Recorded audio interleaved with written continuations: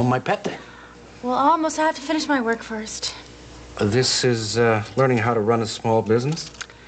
I volunteered to help Maeve. I should have known she'd say yes. But actually, it's been a big help. I've gotten a lot accomplished. Have you? Yeah, a lot of thinking. Ah, well, look, why don't we go home and you can tell me what you thought of, I will, but... Hey, Roger, would you work on this for a minute, please? There's something I have to discuss with Kevin.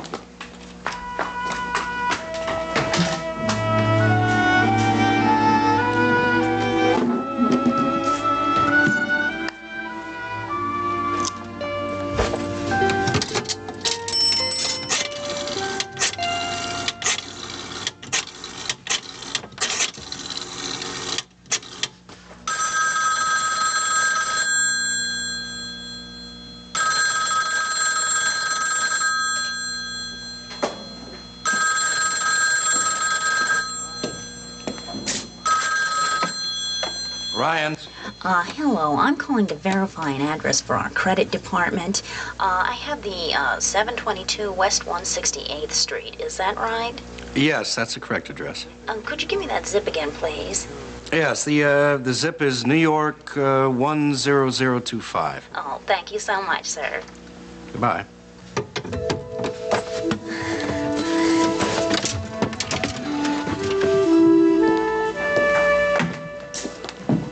Did you know? You didn't, did you? I beg your pardon? You didn't recognize my voice on the phone. That was you? Hello. I'm calling to verify an address for our credit department. I knew it would work. Well, was there a point, or was that just for fun? I was practicing for phase 2 of my plan. My Pat and Nancy plan.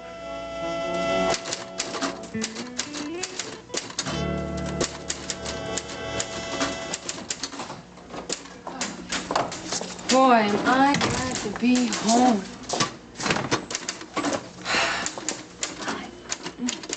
How are you? How is the lasagna? Good. You, tired? Exhausted. Listen, I'm really sorry I had to cut out in your special supper like that, eh? But I want you to know I haven't stopped thinking about your lasagna all night. I only had a bag of bean sprouts for dinner. Well, I'm afraid it's all gone, Mayor. Sorry. Come on, Vanilla. Even you, even though you have a big appetite, couldn't finish that whole thing in one batch. Come on, where is it? Come on.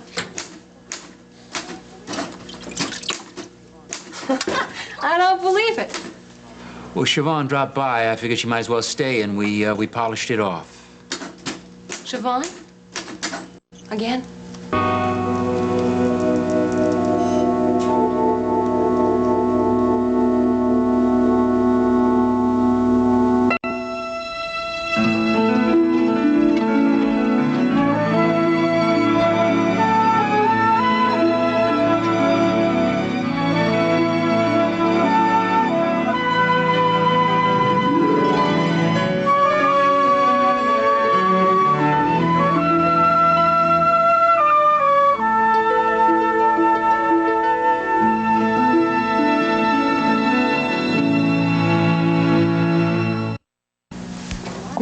What my sister was doing in my house with my husband and my child eating my dinner?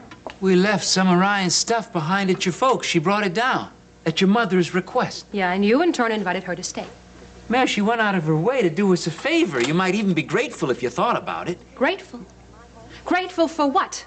That she barges in here and takes over my home, eats my lasagna, and sympathizes with you because your wife is never around? You said that. Siobhan didn't. I have had it with Siobhan. I am sick of her presence in our life. She clucks over you and she lectures me about your needs as if she knows you better than I do. And I think, Finelli, I honestly think you encourage it. You know what I think? I think you got a hell of a nerve. I move us down here today, your stuff, mine and Ryan's. I make dinner that's supposed to be some kind of celebration. You fly in and out without touching it. What am I supposed to do? Sit around and eat alone? I was damn glad she showed up. Yeah, I bet you would. But you know, I did a few things today too, Finelli. Nobody helped me with my research or my editing or my copy or to redo the whole thing when I got wiped out. And in my spare time, I made a checkup for our daughter. I got a week's worth of groceries by phone, and I got a hold of Mrs. Petrolino about babysitting. You didn't have to do that. That's supposed to be my responsibility, all right? Yeah. One more thing to make you angry and feel put upon, right? Well, maybe I didn't want to hear it this time. Or maybe I did it out of guilt. Because no matter how hard I try, I can't do it. I can't do it perfectly. No matter how hard I try. Oh, I'm so tired, Jack. It's bad enough trying to do it all. And yes, damn it, I asked for it. And maybe I could do it if I didn't have to walk this tightrope also. Try not to bring my work problems home or my home problems to work. Scared of walking in that door. Scared of your reactions. I suppose the next thing you're going to tell me is that you'd really like to quit, but you can't because I no longer have a regular paycheck. Oh, see? See, that's exactly what I mean. You are so sensitive and so ready to make anything I say a big issue to the point where I'm afraid to open my mouth sometimes. That is no way to live. And if I have to work time over at work, it's 10 times as worse. Because I know what it's going to be like when I come home. Oh, wait a minute. Just a minute. You know, the one thing I've done is bend over backwards not to ride on you. Okay, I haven't always been successful. When you brought me down to Washington, yeah, I got mad. I sat around, twiddled my thumbs while you and Thatcher socialized with the Supreme Court. I got a little mad. But even then, did I yell? Did I scream about it? Oh, no.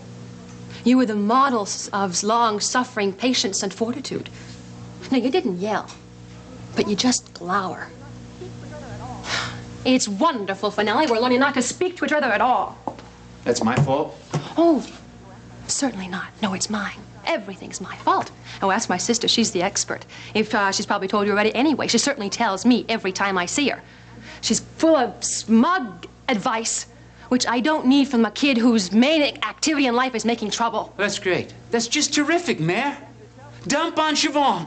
She's handy. She's not here to defend herself. She goes out of the way for us, and you return the favor by dumping on her.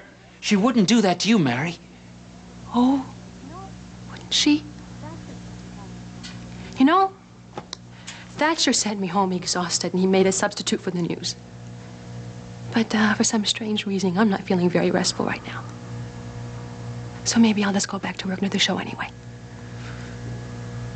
Do what you want. Yeah, I will.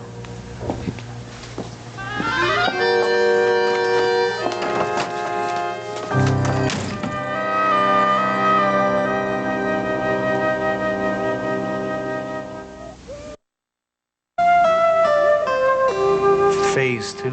Of my plan to break up Pat and Nancy.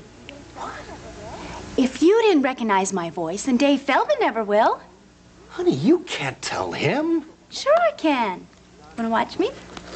Look, what if Maeve and Johnny walk in while you're calling? Oh, they won't. They went to the ball game. That's how I got stuck with all this.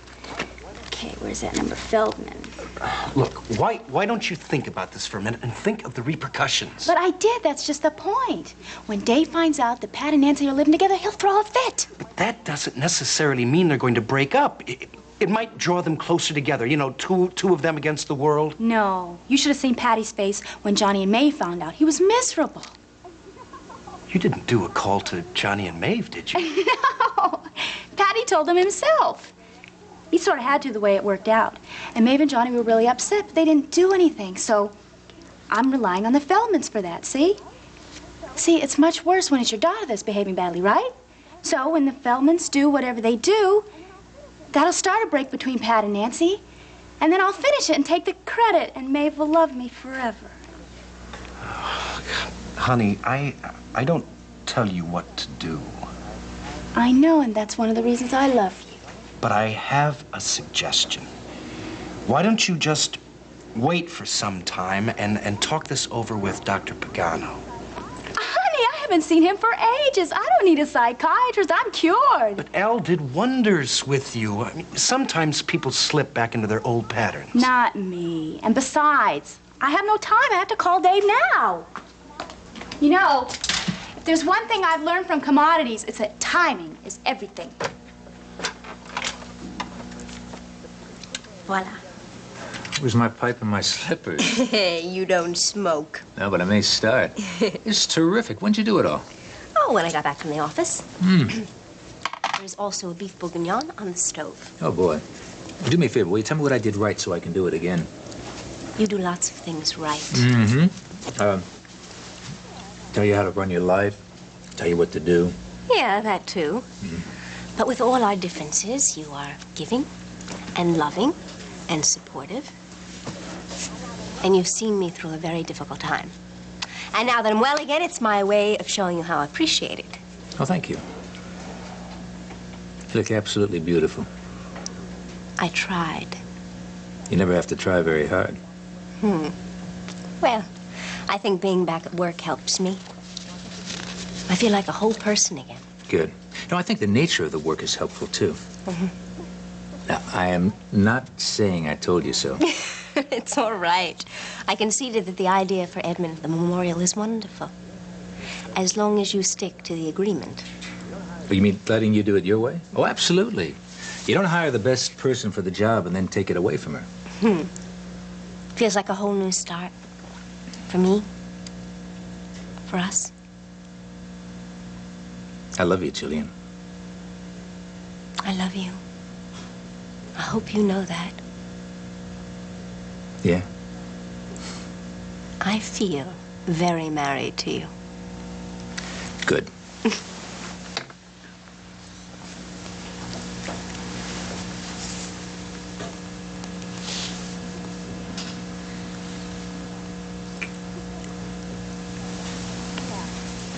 Can dinner wait? Yeah. But one thing.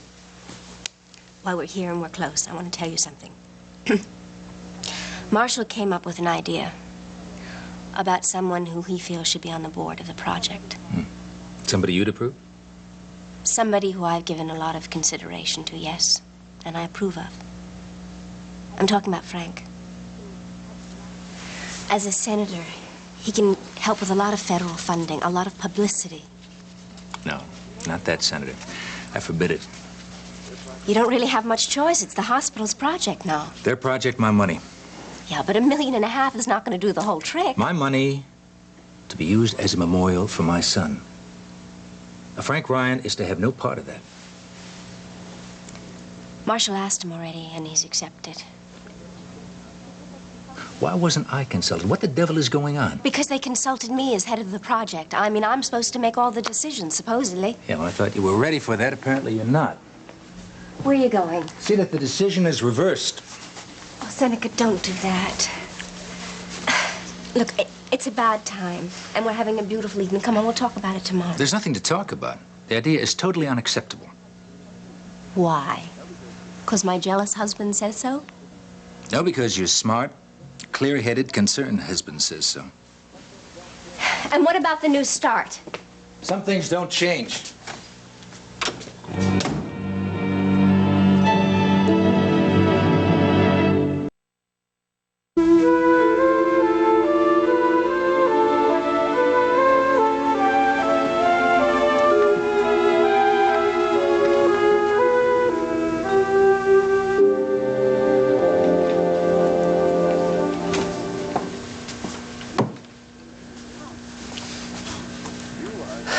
Hi. You are supposed to be home asleep. Yeah, well, I went home, but I couldn't get any rest, so I decided to come back and go to work. Oh, if that's tomorrow's copy you're looking at, it's not finished yet. It seems fairly adequate to me. Oh.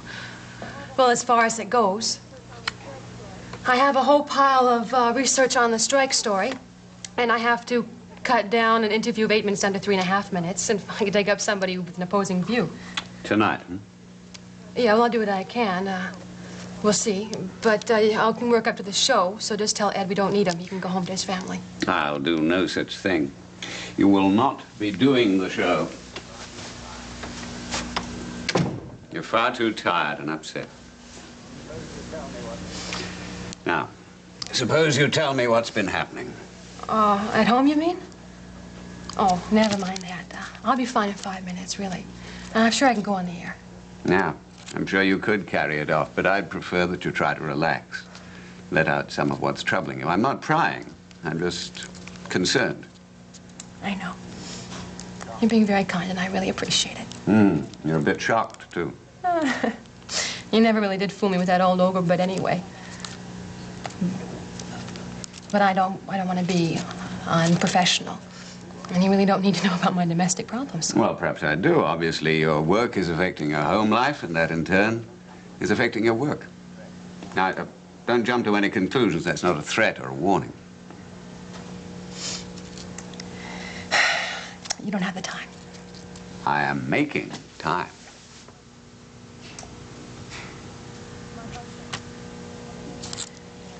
My husband is sitting on a lot of anger. About a lot of things, not just this job, you know. And my sister, Siobhan. It seems to me that that lady's been born just to meddle.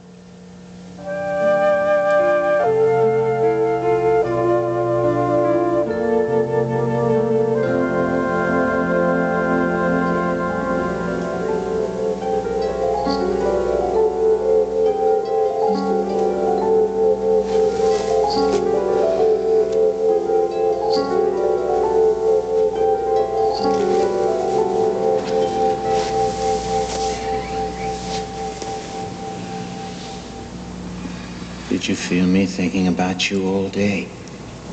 You must have. Stefina, I love you. I love coming home to you.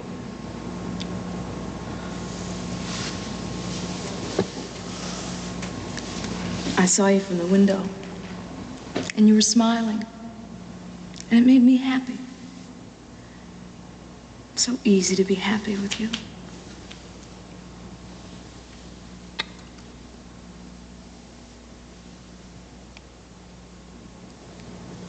Always be there. Watching for you. And don't listen to people. The ones who don't approve? They don't touch me. All I care about is being with you.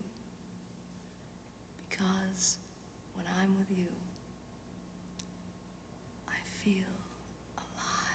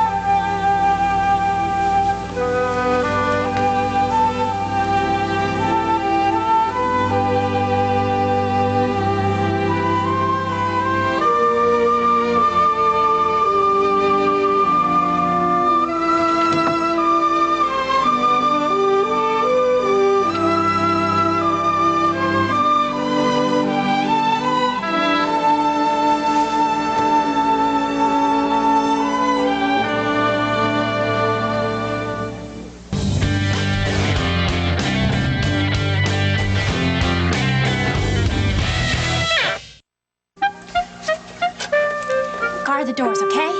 I will not.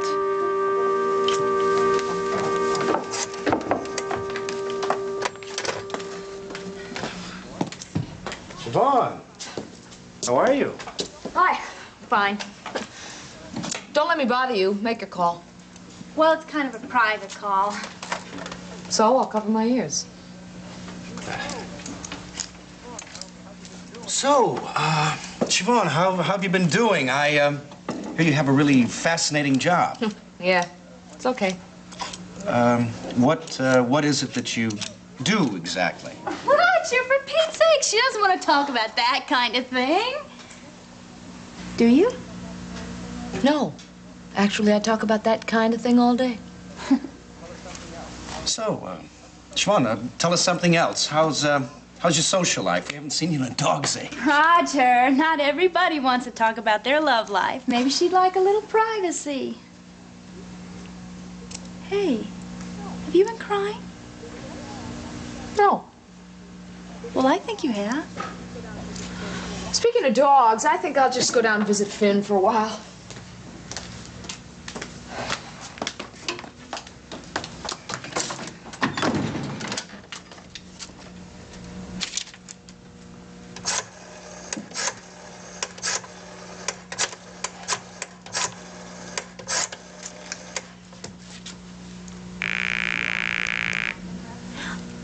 Hello, is this the Feldman residence? Oh, yes, it is. Good. I'm calling to verify an address. Our company is issuing a credit card to Miss Nancy Feldman. I have the Hudson Marina, Slip 14, Moorhead, New Jersey address. Is that correct? Well, my daughter did recently move to New Jersey. Yes, New Jersey, that's right. That's what I have here. And we send those bills in care of Dr. Patrick Ryan at that same address. No, Sir? you must be mistaken. Well, that's what I have right here on the application that Miss Feldman signed herself. I'm telling you, it's a mistake. Well, all right, sir. Thank you anyway. Have a good evening. Now he'll have to do something.